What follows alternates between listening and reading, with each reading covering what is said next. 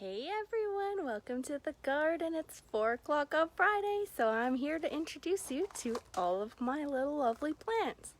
My name is Shaylyn. I am the owner of Angel's Gate. I'm not sure if you can hear me because my poor internet connection, so I'm just going to move a little bit closer to the house so I stay connected.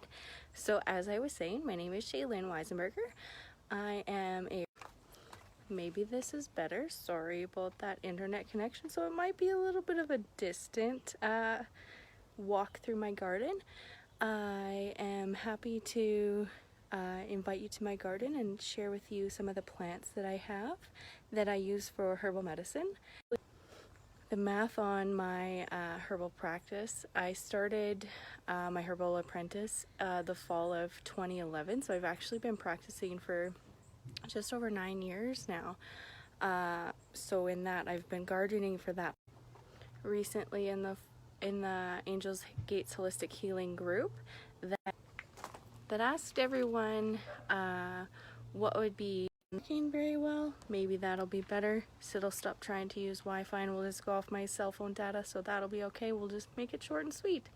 So, as I was saying, I'm a registered herbalist. I started my practice just recently, more getting going with things. I've been dabbling with it for my own personal health now for quite a few years and using it on my horses and a select few people.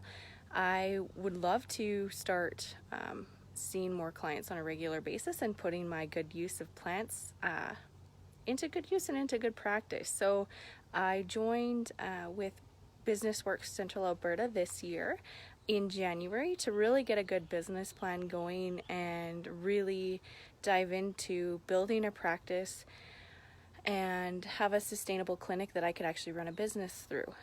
So that's kind of my goal that I'm working on right now. So this is me taking the time to introduce you to all of what I do and who I am. So without further ado, let's go take a view at the plants. So right here in the very beginning, we have grass. I was growing things in this pot, but there's no holes in it, so everything just drowned. So the only thing that really lives and thrives in there is grass, moss, and I actually believe that this is mugwort. Mosquito, get away. But I have a hard time telling golden, what is it called? Sorry, wormwood from mugwort. I believe this one is mugwort. Grow some dandelions in here, some moss. I have my teeth and jawbones in here that I'm going to eventually, I want to paint them and make them look pretty in the yard, because as you'll see as we go through, I love bones. They are a good energy for me. It really helps with connecting with the ancestors and the spirits. So my garden is kind of an oasis where I get to come and energetically feel the things that I need in my life. So one of my favorite shade plants is begonias, if you can see them there. Actually, this little hanger, my father-in-law, he made that for us so he could make our garden look really pretty. But those are begonias, and for me, when I feel begonias, they're really soft and sweet. I feel a lot of peace in my heart. So that's why I like to have them around, and they thrive in the shade. So it's very easy to keep them, I find, in this garden, because as I've been living here for 3 years now, I've had this garden going for about 3 years. You'll see some of them have come back to me. That was exciting. I was able to put them in the ground for the winter, and they came back this year, and we'll go see those guys next. We have some mint. I use mojito mint for the heart. It is a mover of heat and energy. So sometimes if you have a mojito and you get a hot flush, that could be also part of the mint working for you in the body. So even to have that as a tea, it's a really good antimicrobial as well. We have pansies. and a little bit of lobelia here. You'll see some more of my skulls. And I just want to say hello to all of those who are watching. It's good to see you guys out, and it's very happy to have you out this evening. I also have a strawberry mint, so if you touch this guy here and smell your fingers, it actually smells like strawberries. I hope everyone can hear me okay. Next, if we're going to move from the strawberry mint, we'll actually go see the strawberries. So I have 4 strawberries this year. There's this guy here. There's a couple of strawberries ready to harvest. You'll notice my Tibetan prayer flag, and that I put in my garden for my hopes and prayers and dreams. It is meant to fly in your garden as a reminder of all of your well wishes and to help with attracting the ancestors who can help you with your goals and dreams. So I have that there. It was a very special gift that I made with my herbal mentor, and I cherish that, and I hang it in my garden to bring extra help and assistance to the garden, and I just love it. So next we move on to my little fairy princess. That's another big begonia. She sits with the trees. I'm not sure what kind of trees, but they're trees. And then this is my valerian. She did not bloom last year, so I'm actually pretty excited to see her this year. Really, really big, nice, tall plant. I transplanted her from my friend Allie. She has a farm out near Benalto. I always get those 3 B's mixed up, Bentley, Benalto, and Bowden, but she is out by Benalto. So this came from her garden last summer. I did a week-long herbal apprentice, the kitchen herbal with Abra. She came back to Alberta and we were able to get connected, and I was blessed to be able to go and have that week-long class with her. And at the end of it, we went to Allie's farm and I was able to grab a few herbs. So I'm just going to show you guys those ones that I picked up there. And these are the guys that as you can see, everything's in pots. So in the winter, I have to take them to my farm in Delburn and dig holes and plant these pots and pray to God that they come back again next year. That's what I did, and they have proved to do that. So I'm pretty excited about that. And so that would be valerian. She is used for helping women balance hormones, and for those who are restless and not anxiety, not sleeping well, insomnia, you'll find this in actually quite a few sleep remedies in, say, natural food stores. So this beautiful woman here, she is really good for calming the nervous system and supporting mental clarity and vivid dreams. Back behind her, we have another strawberry plant, I believe. I don't know if you've ever seen a strawberry plant do that. I've seen them hang down, but I haven't seen them climb up like that. So she's pretty interesting to me. And there's also little, I don't know if you can see that right there, if I get good with my camera, little yellow flowers. So I'm not sure if she will actually produce fruit, because this was a strawberry I transplanted last year and it didn't bloom. So this year it's new blooms. We'll see if it produces fruit. This here then is Bacopa. She is in the middle of transitioning. We had nice big pink beautiful blooms, and then she's gone back down to nothing. But when I look at Bacopa, I feel very peaceful. My throat chakra opens up and I feel more communicative. So that could be one of her blessings. But when I work with energy, I've learned that horses and plants are my gateway. I can connect with them easier, and I feel that through them I'm able to do more energy work and move more emotions. So I value having a garden because I then get to work on my own mental health and energy practice, and they bring different viewpoints or different avenues into natural holistic medicine. That's why I like having them. And without further ado, let's continue. This is comfrey.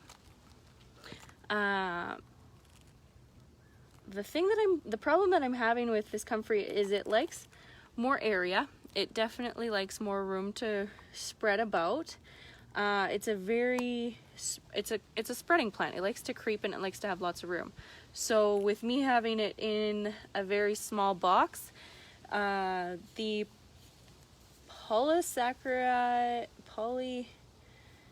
they're called PAs. I'll write in the comments what that really means. Pyrolyzing alkaloids, there's that word. So it's usually in the smaller leaves. So I'm not sure if I'll be able to use any medicine right away just because everything is so small, but it's usually helpful for repairing broken bones. And I have a sister who has a broken bone, so I am going to whip her up a little cream with that and help her heal her little broken shoulder. There's a beautiful spider. I'm not sure if you can see it, if I can get the camera close enough, but with some focus there is a spider there making a web. They very much love my little garden, and this is a mugwort, so it's starting to go to bloom, so we'll have to get that trimmed up right away because we don't want it to spread because it's a big spreader. But mugwort is also used for what I've used mugwort for is moxibustion. So what that means is when you have the dried leaf, you crunch it up, make a little cone for those incense, you know, those little cones, kind of make it that shape.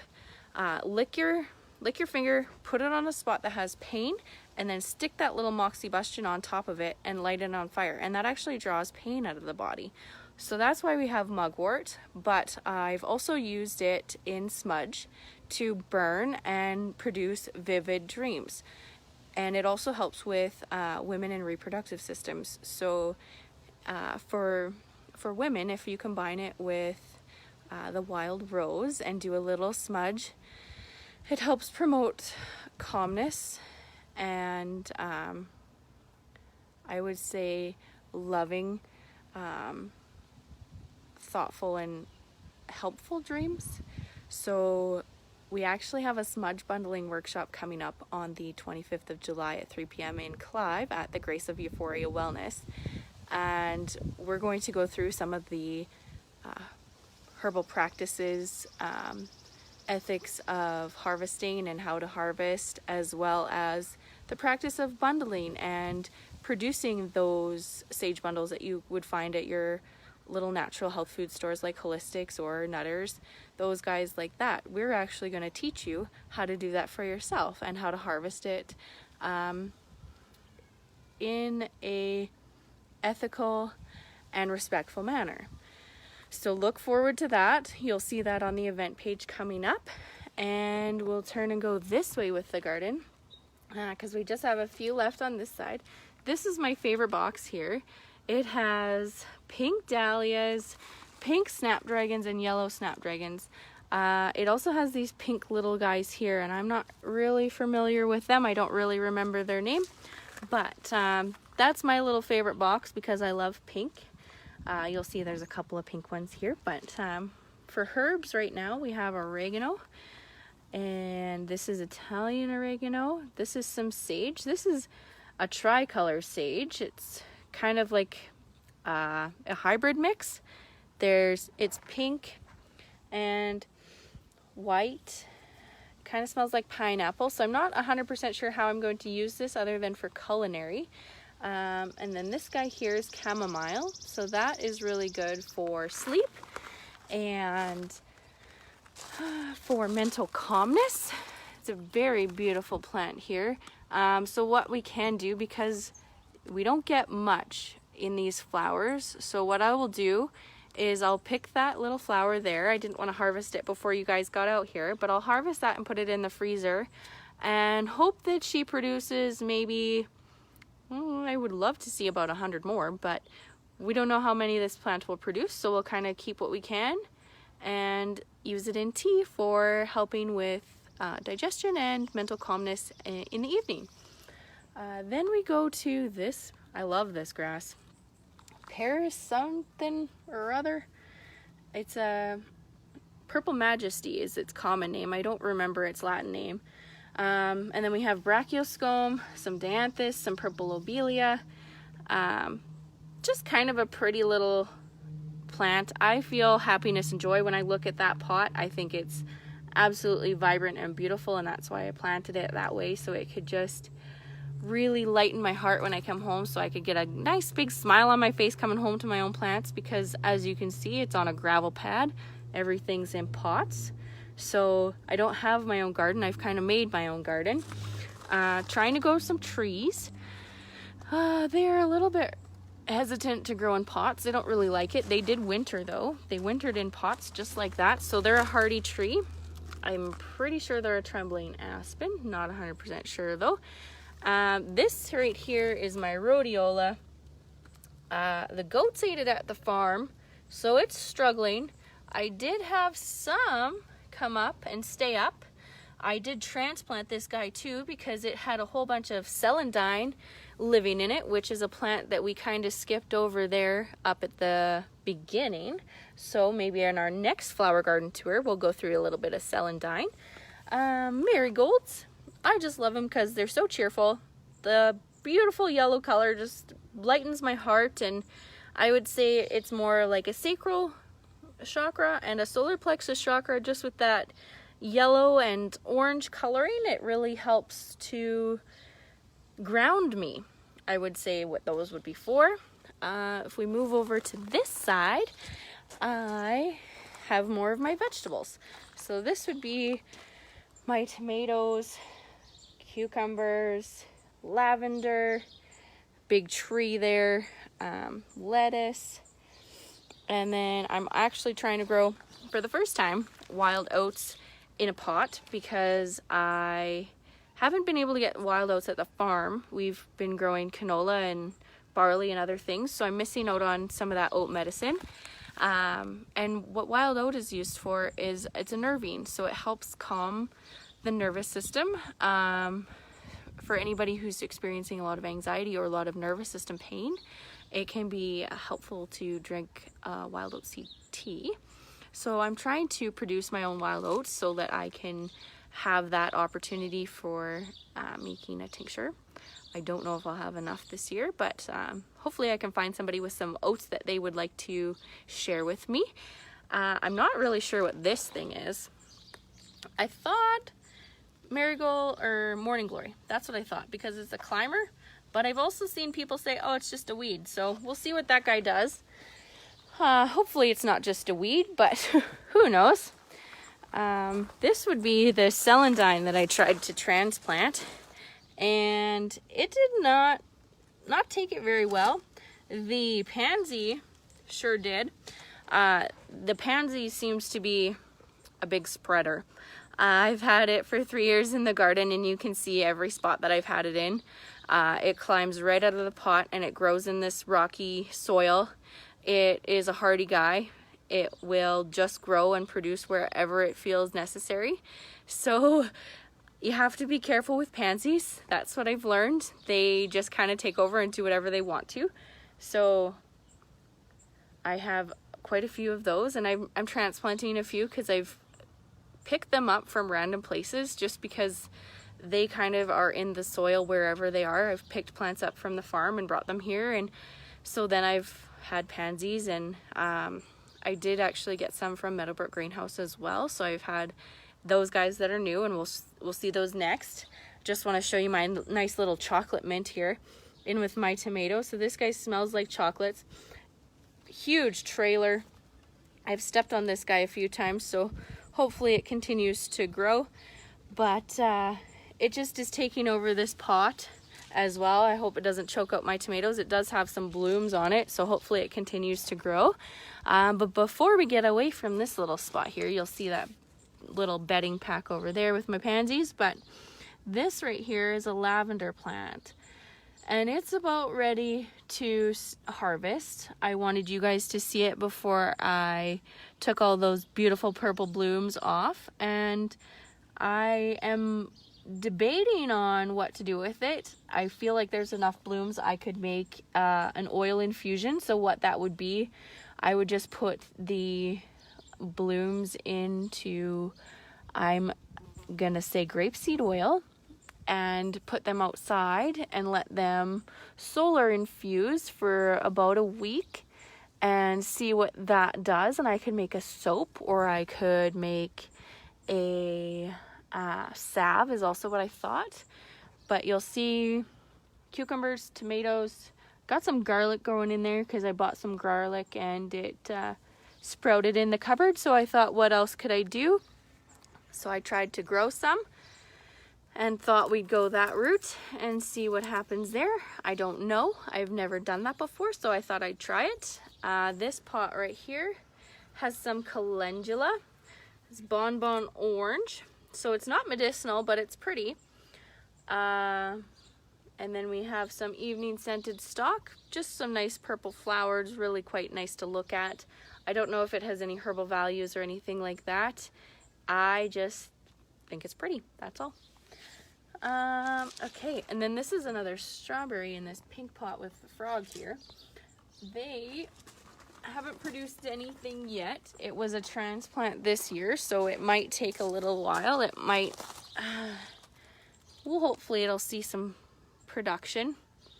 And then we have this other frog with marigolds and another Purple Majesty, but it's a little bit farther behind. I've tried some garlic in there too. We'll see if it does anything. It's a little bit behind there as well. And then we have some geraniums. I have some scented geraniums, regal geraniums, and I want to say there's a zonal geranium in there too. They're supposed to help with repelling mosquitoes because of their smell. They're also I like the color of them. That's why I picked them. I really enjoy the red and the pink. For me, the red is a very mothering, nurturing, grounding energy. That's why I have it in the garden. And you'll see it's with white. We have the red and white together. Kind of for cleansing and purity is why I went with that pattern. And then I just happened to add the pansies everywhere else afterwards. They're kind of pretty, and you'll actually see this guy here. This is one of my favorites. I was hoping he'd be ready. This is salvia. I've had the red before, and then there's this red and white one, but I just really like the purple. I think it's a very profound and beautiful color. It's also connected to the third eye. So with that, I will sit with the salvia and ask for divine clarity. And it is actually been supportive in cleansing my chakras from the top down. So if you're ever feeling like you need to get a good mental clarity or an energy flush, sit with some salvia, see what happens. It could actually spark some new thoughts and new patterns. So that's kind of cool and been fun for me to explore. Then we have my lettuce. Just some lettuce with my blue butterflies. I have blue butterflies because they're very symbolic to the other side and to my spirit connection. So that's why I like to keep them close in the garden. The other things are really just decorative. I have a couple of birdhouses for decoration, a little bird chime for some noise. If we can ever get down to it there, you'll see it there. It's in a weird spot because sometimes it does get really chimey and really loud, and I didn't really like that at night because it's right by my bedroom. But I like it to keep critters away. What else? We have another strawberry over here. This one's actually pink when it blooms, but it is producing. I've ate a couple of strawberries off it already this year. Pretty good. Got a couple to pick. I'm hoping that it will trail out. I've fertilized them, so we'll see what that guy does. And then last but not least, this is a fuchsia plant.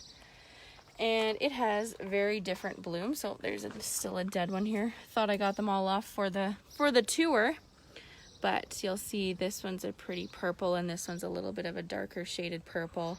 I love having it because it's also a shade plant. So when we look at the garden here, we'll go this way. So this is the entire garden. So this side, this front half, it's shade. This half over here is shade as well. So I like to put my shade plants up close, and I've adjusted a few things here and there because this was vegetables, but they don't get as much sun, so they got put over to that side so they get more sun during the day.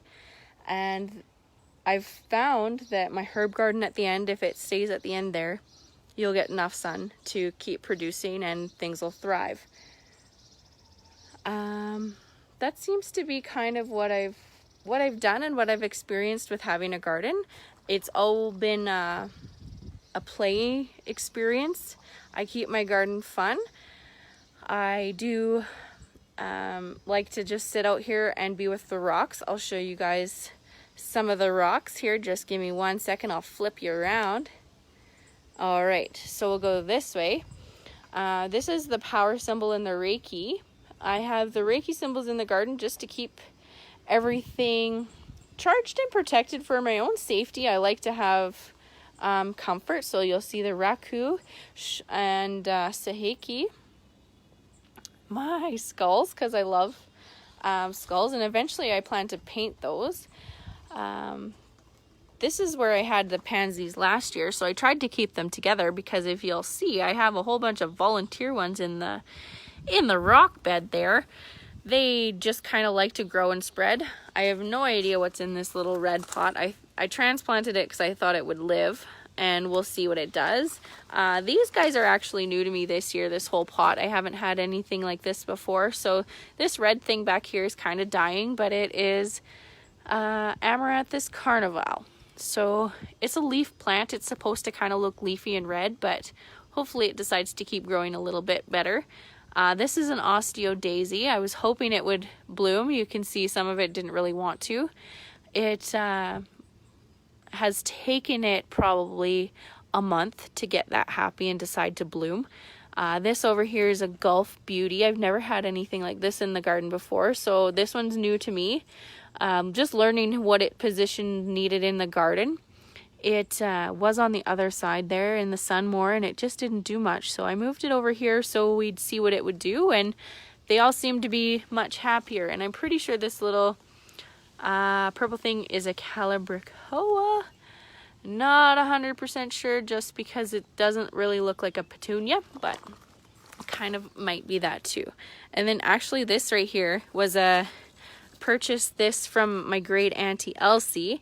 It was in her garden, and she had to pass it down, and I was very happy to add it to the garden because as you can see, I do love rocks and crystals, and they are pretty good energy, and I love having them around. This is actually, I made a post about what's it called? Cleavers. So I wanted to show you my little cleavers patch. So in the grass over here, kind of, is this is cleavers. It sticks to my fingers. It moves with my fingers. So it is a lymphatic herb. It moves and pulls the lymphatic system. So that's kind of exciting and interesting to have in the garden. I've never really worked with it before, so I'm going to work with it this year. And this is chickweed, so cut this up and throw that in a salad because why not? It's a good cooling herb and it helps clean up the body. So I put that in some dandelion and, as you saw, my lettuce. So that kind of concludes our garden tour. The one you didn't already see is the celandine here. It's a solar herb and it does not get used very often in the apothecary, but it also would probably love to be on the other side. It's already bloomed this year, so it's all leafy. We've picked the seed pods off so it doesn't spread again.